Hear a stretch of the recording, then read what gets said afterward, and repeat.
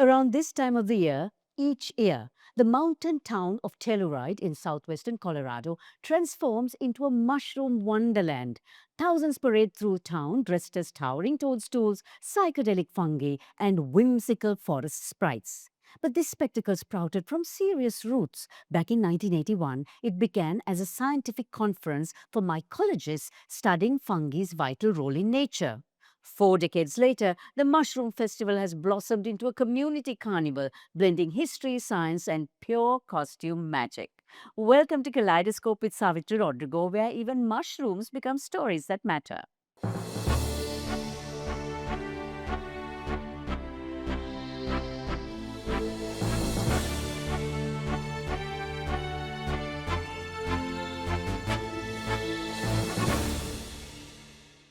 From the Kaleidoscope studios, Dilani Fay, Kavisha Narangoda, and the past week's headlines fast.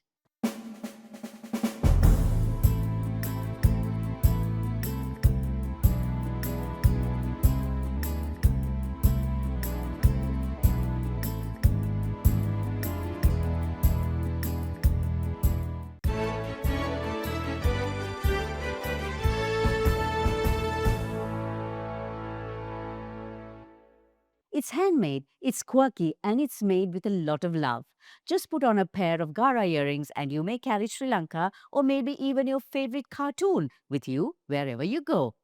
GAARA started during COVID while I was completing my master's degree. I've always loved arts and crafts, and polymer clay became a creative outlet for me. GAARA, founded by Kavisha Narangoda, is an artisan brand of jewelry specializing in premium polymer clay jewelry.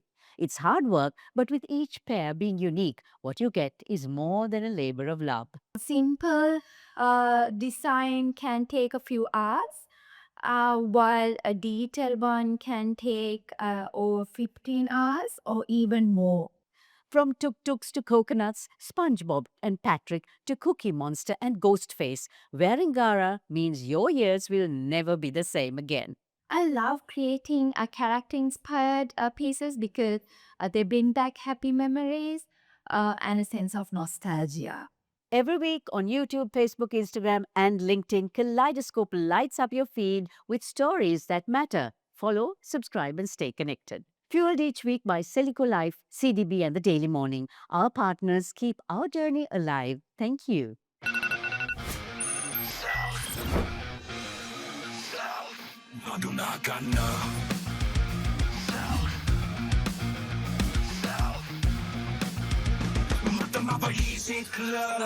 Yawanna ke wanna ganna makin mata lagunu cool appetizer. CDB Self. Introducing CDB Self, the digital wallet that makes life easy. CDB Self.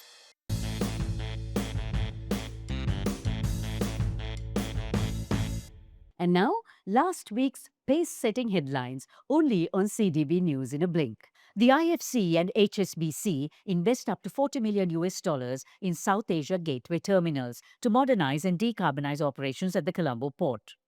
Sri Lanka's Department of Animal Production and Health launches a national plan to eliminate rabies by 2030. Sri Lanka officially bans the import of goods produced using forced labor. Sri Lanka completes South Asia's longest irrigation tunnel under the North Central Province Canal project. And here's how our markets moved this week. At the Colombo Stock Exchange, the all-share price index continued to weaken, with the only positive sign being a slight increase in daily turnover and the return of limited foreign buying. WTI crude is trading at above $85 per barrel as escalating US-Iran hostilities, Houthi threats to Red Sea shipping, and attacks on a key Black Sea pipeline terminal in Russia intensify fears of global supply disruptions. Gold prices drifted lower globally to $4,000 per ounce, impacted by a stronger US dollar and surging crude oil prices. The UN Human Rights Council names reproductive violence as a distinct form of gender-based violence. Sri Lankan Tamil designer Stephen Raj Bhaskaran dresses Hollywood star Zendaya for the Odyssey premiere. Spain becomes the first country where both men and women are reigning champions.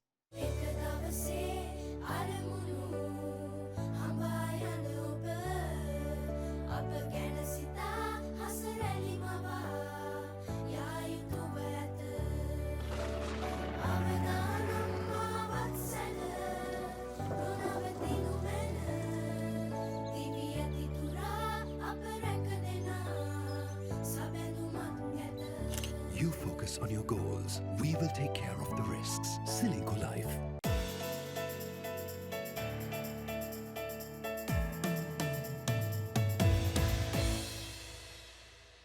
She was an unwanted child, scarred by abuse, handed over to Mother Teresa's home at just 4 years old.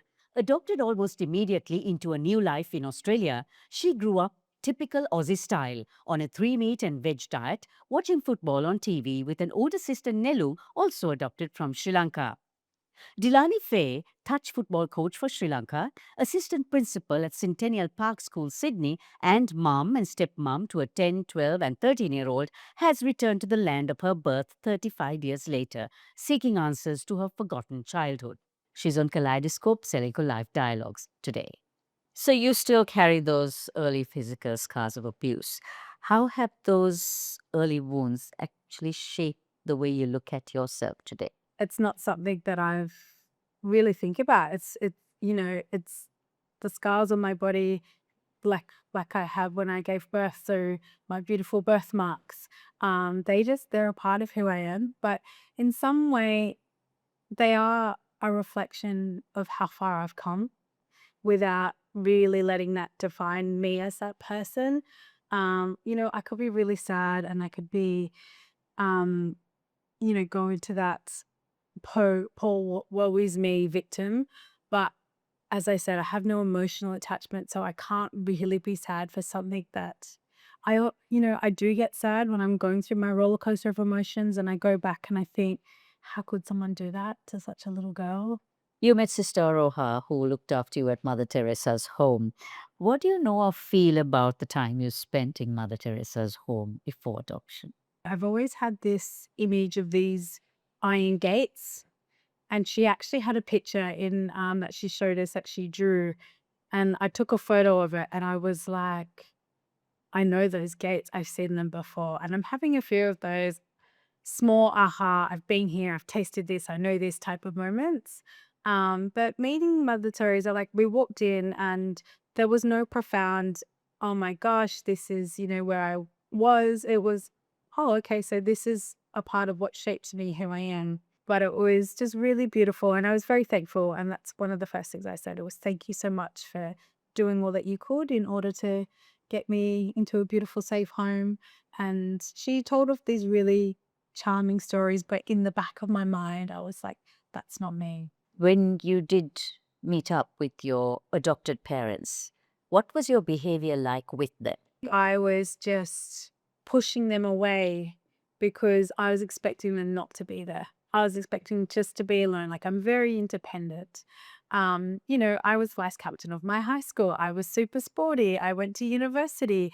I love my parents. I know that they did the best job that they could do. And I think if anyone was considering adopting anyone from any country, understand what trauma is, understand behaviors, there's lots of supports out there, lots of research to understand the child, because you will see these externalizing behaviors, but if you can understand what they actually means, then you can create that really supportive, structured boundary relationship that they're just yearning for.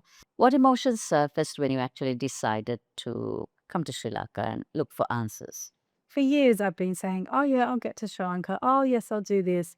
I think having a beautiful partner in Rupert, he's really supported and encouraged. And even our beautiful children that we, between us, we've got 3, they were very much encouraging of this journey. And when I finally decided to do it, I was like, should I share it? And so I created an Instagram page, and the love and the following, and even on that goes from Instagram to Facebook, just the beautiful messages of support. It's one of those things that I'm like, everyone's got a story to tell. Mine's just a little different. But once I started putting everything and piecing it together, it's like, oh, actually, it is pretty spectacular.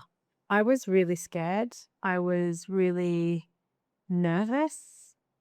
But again, stubborn, stoic me was just like, whatever happens, happens.